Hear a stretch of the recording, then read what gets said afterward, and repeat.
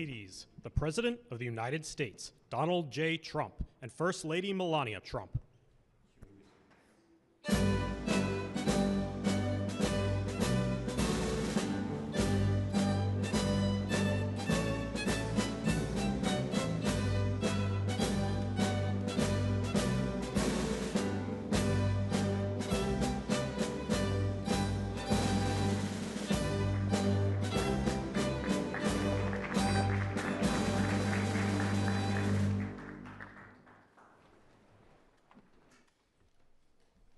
Good afternoon, and welcome to the White House. I would like to extend a warm welcome to our Vice President, J.D. Vance, and his wife, Usha. Welcome. It is our pleasure to join today by Secretary McMahon, Mrs. Haxett, and I'm also honored to welcome Mrs. Melody Wolf and Lorraine Hawk, and to my Chief of Staff, Haley Harrison, who is preparing to welcome her second child onto the world.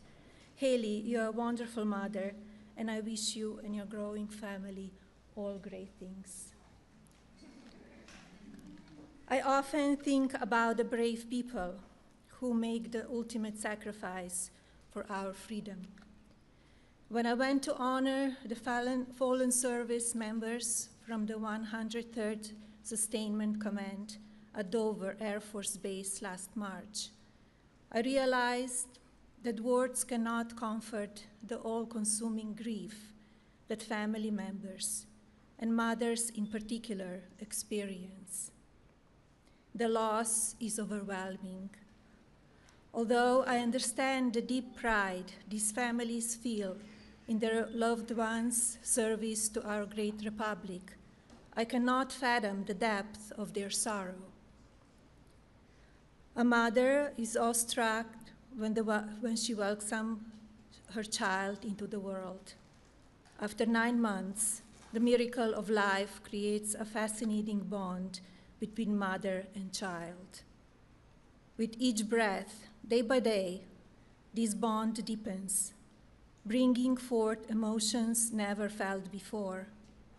Quite frankly, these are emotions understood only by women. Only a mother can carry this type of powerful connection with her child, which is also too profound for words. This is a time of military conflict for America, and whereby we honor our selfless and valiant service members regularly. Today is the day we hold their mothers in the highest regard. It is these military mothers who find themselves alone, awake in their thoughts in the darkest hours of the night. Of course, we must also remember the mothers with a spouse overseas, praying for a safe return so their family can become whole once again. At the very heart of America's strength lies the boundless love and quiet power of mothers.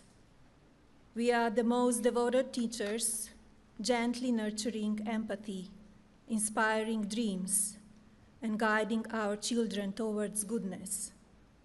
We help them rise with courage when life grows difficult.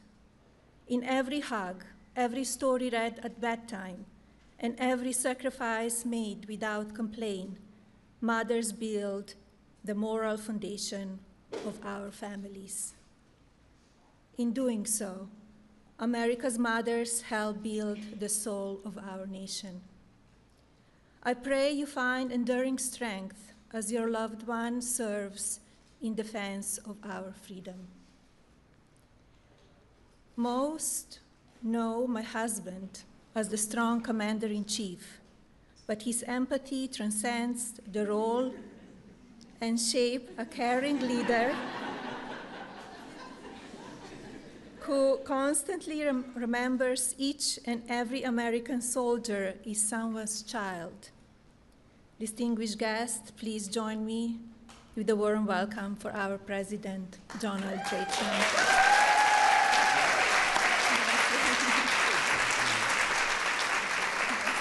Thank you.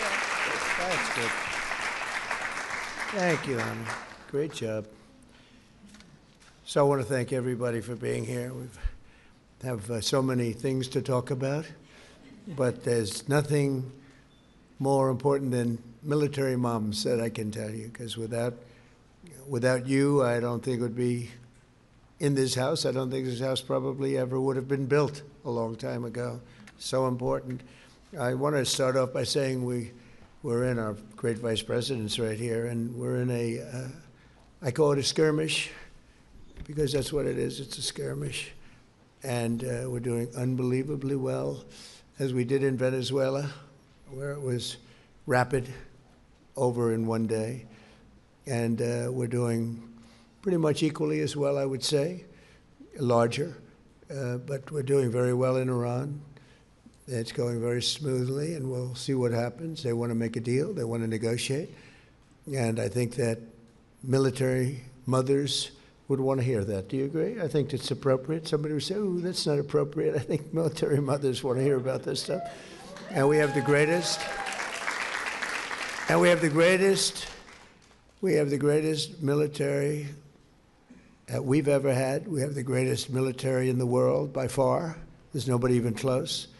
And I think we've displayed that. I built the military in my first term, much of it. It was when I inherited the military. It was like when I inherited the border. The border was a mess, and the military was a mess. A lot of you know that because you were there to witness it. And now we have the strongest military that we've ever had. We're just getting a approval of $1.5 trillion to upgrade our military still further.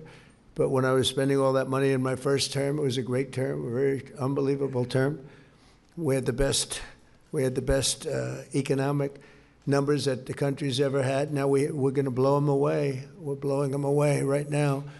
But I built the military in my first term with the help of a lot of great admirals, generals, and everybody else. And I didn't know we'd be using it quite so much, but that's okay, and whatever it is, because in the case of Iran, we're not going to let Iran have a nuclear weapon. And we're not going to let that happen, and we won't let that happen. And so we're dealing with people that want to make a deal very much, and we'll see whether or not they can make a deal that's satisfactory to us. We have it very much under control. The blockade is unbelievable. The Navy's been incredible. The job they did, it's like a wall of steel. Nobody goes through. In particular, the Iranians, they're not getting anything through one way or the other, so they're out of business. And we'll see whether or not they are agreeing. And if they don't agree, they'll end up agreeing shortly thereafter. So that's the way it is. And I thought you might want to have a little rundown now. The fake news is all happy because they can hear what we had to say. And I have to say, JD's doing a fantastic job. He's working with us, with him and all of the team, Marco, and we have Steve Witkoff, Jared. We have a whole group, the generals, and General Kane has been fantastic. Pete Hegseth, incredible. We have just a great group of people. CIA, John Ratcliffe, he's great. I think Mrs. Ratcliffe's even here someplace. And are you here, Mrs. Ratcliffe? I think somebody said yes. But we have amazing people. We have an amazing military. And I think it's on display. Sometimes you'd rather not have it be on display, but they're there for a purpose. And the greatest military anywhere in the world. And the world is watching us as we do our thing. And we have the respect of the world, which we didn't have. 2 years ago, we were a laughingstock all over the world. Now we have the hottest country anywhere in the world in every way. So I just want to congratulate you all because you're a big part of it. And I want to thank you, Melania. Amazing the job you've done. She did a little movie. It became the #1 movie. Now, you know. And I can't exaggerate because if I did, they would be all over. It wasn't #1. It was #2. It was #5. So I have to be very, very careful with it. And then it went streaming. This is a different world. I didn't even know what they were talking about. They said, oh. And it became #1 streaming, too. So congratulations. That's an amazing achievement. Huh? And most importantly to her, she's done an incredible job as First Lady. And she's an incredible mom. She has a little boy who's quite tall. He's a little boy to us, but he's quite tall, right? And he's great, Barron, and she takes great care of him. And thank you. Great mom. Today we're honored to welcome to the White House a group of strong and resilient women who represent the best of our country, the amazing military mothers. So important, and we want to thank you all for being here. So many of you I know are recognized, and I want to thank you very much, because there's nothing like the White House, right? Is it the coolest? And by the way, right behind me, see that? You call it a window or a drape. I call it a knockout panel. Because behind that, in fact, if you want to see it, I think we could work it out, but behind that window is a end drape. In fact, the drapes are so nice, I think I'm going to leave them. How am I going to get a nicer something than that? But that's the entrance to the new ballroom that's being built, which everybody likes, especially since last Saturday evening. They like it even more, because it'll have a thing called security. It'll be nice. But right back there is where we're building. So if you hear any pounding noises, the pile drivers are out. It's already up to the first floor, but we're a little bit ahead of schedule, right on budget. But it's going to be something great. It'll be one of the most beautiful buildings of its kind anywhere in the world. And you know, for 150 years, presidents have wanted a room. This is the ballroom right here. And it's too small. We had the king and queen of a lovely country, United Kingdom, and we would have had at least 1,000. Everybody wanted to be here, and we had 112 people. Because this is a lovely room, but it's not big enough. It's got one, and it's been that way for many, many years, so every president's been calling. But I was in a position, being a builder and having built many ballrooms and many other things. I'm good at ballrooms, and we're giving you I believe it's the best. It'll be the best ever built, and it will have windows that are thicker than any ballroom I've ever built. I usually have glass that's about 1/4 of an inch thick. This is about 6 inches thick. This can repel a lot of different weapons, but it's going to be incredible. It's going to be, aside from being secure, it's going to be I think it's going to be the most beautiful ballroom ever built, and it's something that the White House has needed, that presidents have needed, and it's an honor to be involved. And it really has become very popular. When people see the design, they really like it. And it's been great, gotten some great reviews. Also with us is Secretary of Education Linda McMahon, my friend, who's done such a fantastic job wherever you are, Linda. Oh, hi, Linda. She's great. What a job. Along with Jennifer Hegseth. Jennifer? Hi, Jennifer. He's doing some job, I'll tell you. He's doing a job. You know, he stood up. He was the only one. He was standing up in the ballroom the other day in the event, the White House, they call it the White House dinner. You know, they were saying, when you use that term, I guess you probably can use it, but we had a little dinner the other night, and your husband was standing on the top of a table. Everyone else was under the table. So that's what we want of our Secretary of War, right? We want somebody, but he was standing on top of the table. Everyone else was under the damn table. Anyway, he's doing a fantastic job. He and the general, those are great news conferences. We like them. They work very well together, I can tell you. The wife of Pete Hegseth, and say hello to Pete. Michelle Ratcliffe. Michelle? Where is Michelle? I think she's here someplace. Michelle. And the wife of CIA Director John Ratcliffe. And Jackie Emmer. Jackie, you are so great. Jack, I know Jackie well because her husband and I, we didn't know each other. We fought. You know, in politics you can fight. And then when we got to know each other, we love each other, right? But she always liked Trump.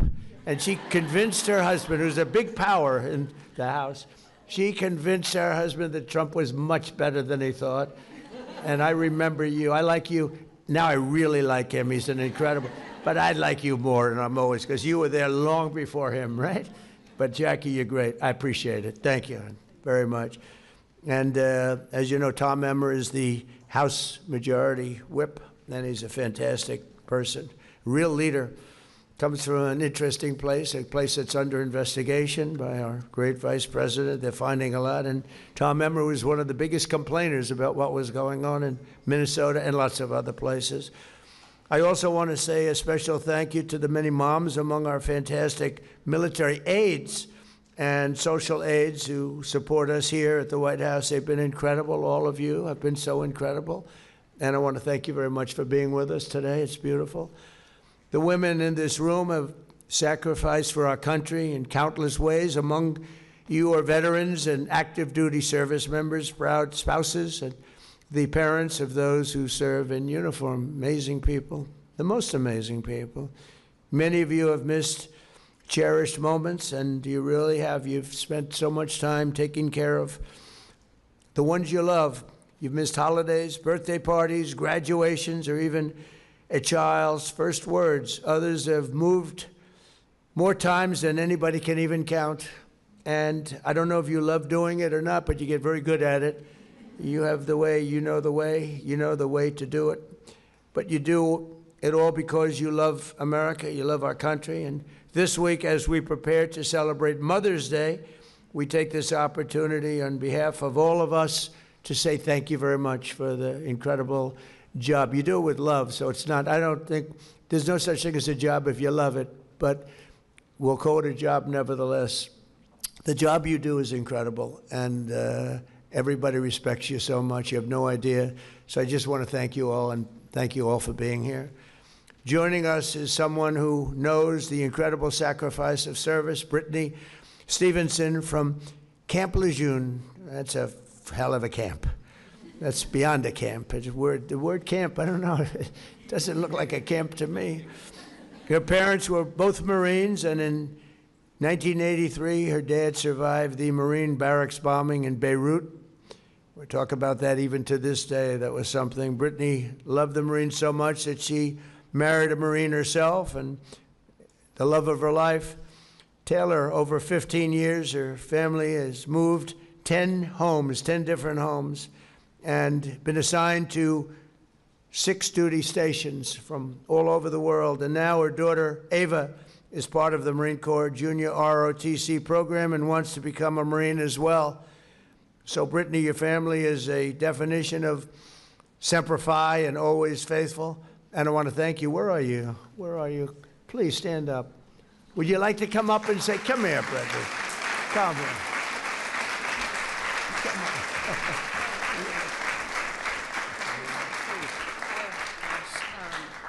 Thank you. I'm not really sure what to say, but this is such an honor and a privilege to be here.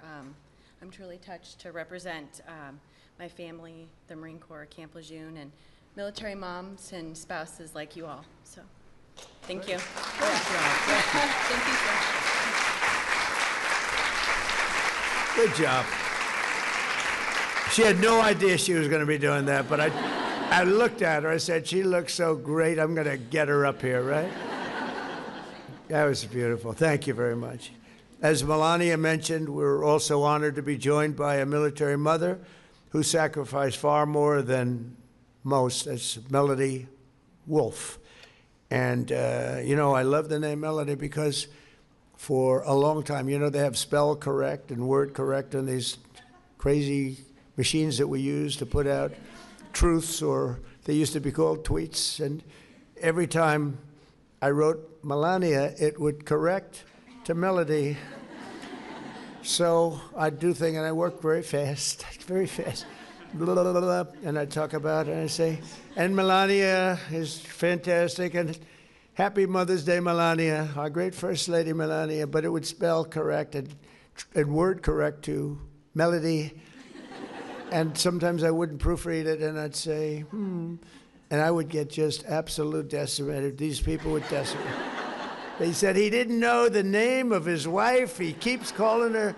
And I said, what the hell is wrong with this machine? I didn't know about that little feature, but I got that corrected eventually. You know who corrected? The military. I said, come here, you got to correct this. You're killing me. I took more abuse. She's been called Melody a lot. Anyway, I had to explain it to you this way. I stood up here to explain it to you. I apologize. Last year, Melody's 24-year-old son, Andrew Wolf, of West Virginia National Guard, was on patrol in Washington, D.C., helping to restore law and order to our capital city. And I spoke to her. This woman is amazing, along with her comrade specialist, Sarah Backstrom, who is just was a fantastic person. He was ambushed by a terrorist and shot in the head. A violent, horrible person did this. Nobody thought Andrew was going to make it, but Melody told me, and I called her that evening in the hospital. Sir, I have no doubt the doctor said he won't be making it. And as you know, Sarah passed away also from a shot to the head by these people, these horrible, horrible people. But Melody was the one person. In fact, Melody's husband, who's great, he didn't feel the same way. But she said, I have no doubt, sir. I'm telling you, he's going to be fine. Don't worry about it. He's going to be fine. I never saw anything. It was really pretty amazing. And she was right. A week went by, another week went by, I'd call. I'd say, how's he doing? Sir, he's doing really well. And the doctors would say, I think he maybe will make it. And she turned out to be right. It was sort of a miracle, actually. And I've never seen, you know, they talk about the power of positive thinking. I've never seen anything like this one. JD, you wouldn't believe it. He had no chance. I'm telling you, and she willed it. And now it's really something very special that I hear he's just doing fantastic. It was a Bible verse from the book of Isaiah. Do not fear, for I am with you. With God's help, Andrew has made a really incredible recovery. It's hard to believe. And during my State of the Union address, we were privileged to award him the Purple Heart. This was a real Purple Heart. This was a terrible thing that happened. And Melody, where are you, Melody? There you are. Hi.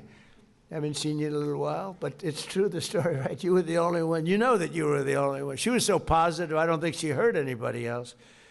And your husband's doing okay, and he feels much better about it. He was not feeling too good. I think you should. Do you want to say something about your boy and how? Come on up here, Melody. No, it's such an amazing story. Such an amazing story. Come. We went through a couple of bad nights together, right? Yes. I first want to say that we had the nation behind us at a time when nobody thought our boy would make it. He was 24 years old. He was a young man on the streets of D.C. A shot to the left part of his brain.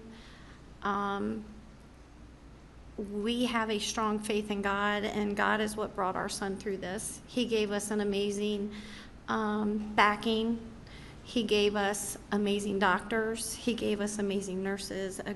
And our community, our nation, our community, are just all of the support and the support of the White House medical staff. Anything that our son needed was met. We are just truly thankful. And we're a little over 5 months. He came home from the hospital April 2nd. And he is now enjoying being home. He's getting back into playing golf. He loves cornhole, as you know, yes. That's right. He loves doing so many activities, and so we're truly blessed that we're able to get him into some outpatient care closer to home. We do have another surgery coming up in September, and just recovery is my understanding that will happen for quite some time, but I have no doubt that he will be 100% back to Andrew within a few years, independent, driving, being a young bachelor again. So thank you so much. I'm so proud of you.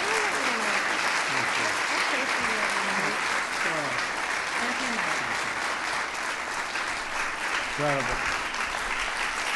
That's incredible.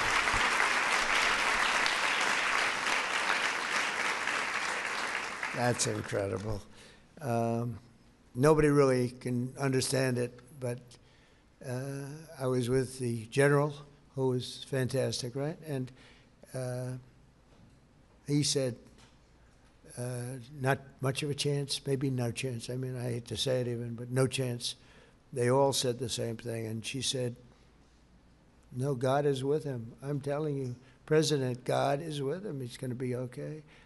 And I get reports that he's amazing. Right? So congratulations. Thank you very much. You taught us all something. Appreciate it.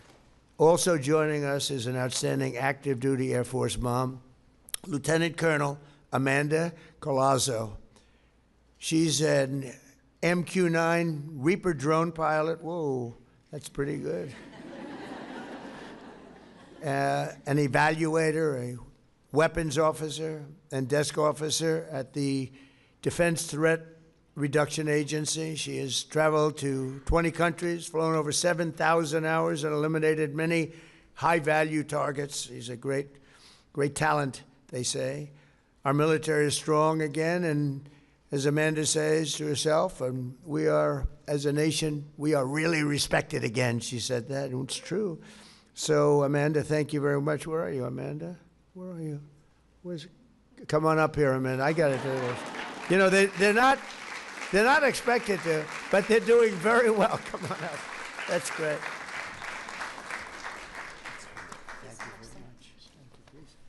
Thank you, Mr. President. Thank you, Melania, for hosting this event. Thank you, Cindy, for inviting me out here. I just want to say I'm proud to be an American. I am proud to serve our nation, the world's greatest Air Force. Thank you for all of the moms out here and for your spouses, your kids, yourselves. So thank you all, and happy Mother's Day.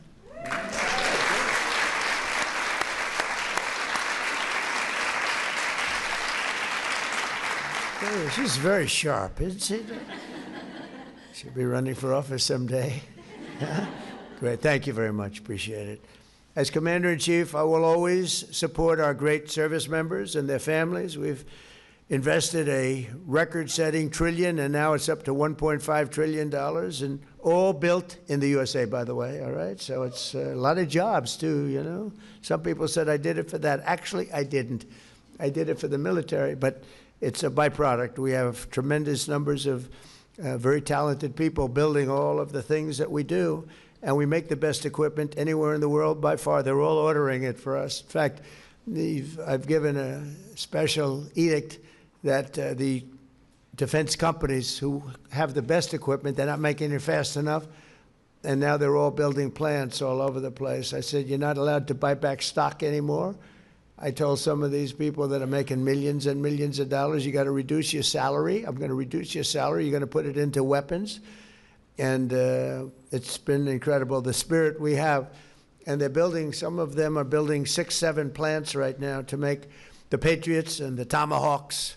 Tomahawks are unbelievable. Patriots, unbelievable. We had, recently, we had 111 missiles shot at one of our very valuable objects, something called an aircraft carrier. Think of this, 111 missiles, high range, high quality, speed missiles, very high, very fast, very top of the line. 111, out of 111 missiles shot at a, you know, well, it used to be, you'd like to say, $1 billion boat. Now they're about $18 billion. They're very expensive. But 111 coming at them at 3,500 miles an hour. All 111 were shot down and didn't even get close to the ship.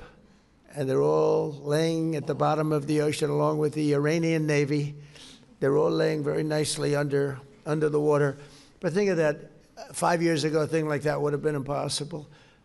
10 years ago, it's not even thinkable. Ronald Reagan actually thought of the concept. They called it Star Wars, but it wasn't a concept that anybody thought would ever work. But, you know, you have these things coming at you, and we have the Patriots. The Patriots are the best of them. And we have other things also. But it's when you think you hit 100% of the missiles coming at, it's not like, oh, let's let a couple get through. It's not that bad. One gets through, it's problems. So we can do things today, and no other country has anything like that. They don't have anything with the power, with the strength, and with the, you know, it's accuracy, really. It's accuracy. Got to hit. It's like hitting a needle in a haystack, they were saying. and yet they do it every time. It's pretty amazing, and we have the most talented people operating that equipment. For that, you have to be high IQ, and you have to have no choke, because you have about 12 seconds to make a decision and take the aim, and you have to be very good mathematically. You have to know what you're doing. You have to be very smart. You have to see the education, the schools. They go to the best schools in the world. Some of them come out of, I know I called up a couple. I said, where did you go to school? I went to MIT. Oh, good, that's good.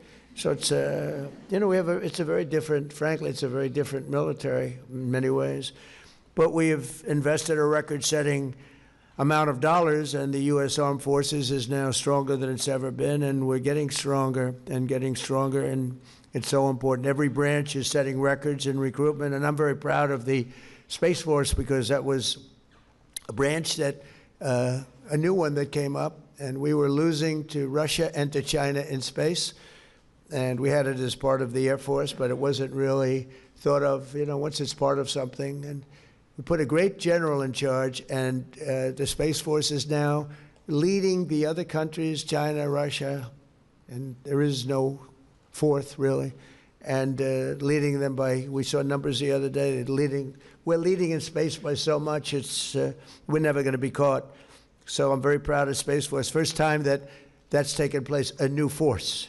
The last one was the Air Force, and that was 78 years ago, so this is brand new, and we're very proud of it. It's turned out to be, I think it's going to be one of our most important as time goes by. A lot of the things that you see, a lot of the accuracy of the weapons is caused because of what we created with Space Force, so we're very proud of that. But every branch is setting records in recruitment. When last year, if you remember, before I came to office, actually after the election, it started picking up rapidly, to be honest with you. November 5th, we had a little election. We did quite well. We won every swing state. We won the popular vote. We won everything. We won 87% of the counties. We won it all. But I will tell you, right after that election, it started. But before that, we had the worst recruiting in the history of our country. People didn't want to be in the armed services. They didn't want to be police. They didn't want to be firemen. They didn't want to be anything with a uniform representing our country. And it was the lowest number we've ever had. And I can say very confidently that at this moment, we have the highest recruitment, the most successful recruitment for the military, Army, Navy, the Navy, Air Force, Marines, Coast Guard, Space Force, all of it. We have the highest recruitment, the best recruitment that we've ever had. We have lines of people wanting to get in. We're taking people based on their fitness and their quality. We're taking, you wouldn't believe what the difference it is. And Washington, D.C. is an example. And that's why it's so sad when Melody comes up and talks about that one event, because, you know, the numbers in Washington, D.C. Are so incredible. The numbers have gone down we had a place that was so unsafe, our great capital, and now it's considered one of the safest cities anywhere in the United States. We went to Memphis, and Memphis was a killing field practically, and now it's down. The numbers are down. Crime 80%. In New Orleans, Louisiana, the governor called up, Jeff Landry. He said, sir, we have the Mardi Gras coming up, and we have a lot of crime in the city. Can you do something? And we put our people there, mostly National Guard, but whatever's necessary. And we have, crime was down 79% after 2.5, 3 months. And by the way, if they had the brains in Chicago, they'd ask us to go there. We'll solve the problem for them very quickly.